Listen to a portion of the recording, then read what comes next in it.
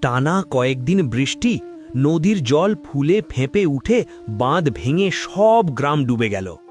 মানুষজন গাছের ডালে ছাদে বসে প্রাণ বাঁচাচ্ছে, কেউ সাঁতার কাটছে।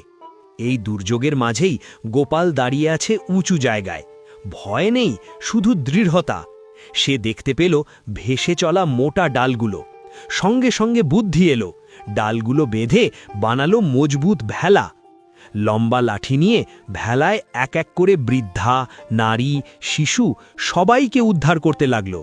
ঝড়ো বাতাস, প্রচণ্ড স্রোত, তবু সে থামল না। সবাইকে নিরাপদে পৌঁছে দিল রাজমহলে, যেখানে জল পৌঁছায়নি। রাজমহল আনন্দে ভেসে উঠল। মহারাজ ঘোষণা করলেন, আজ আমাদের প্রকৃত নায়ক গোপাল। সবার চিৎকার, গোপালের জয়, গোপালের জয়। গোপাল হালকা করে হাসল, চোখে তৃপ্তি। সাহস আর মানবতার শক্তি তার কাছে সবচেয়ে বড়।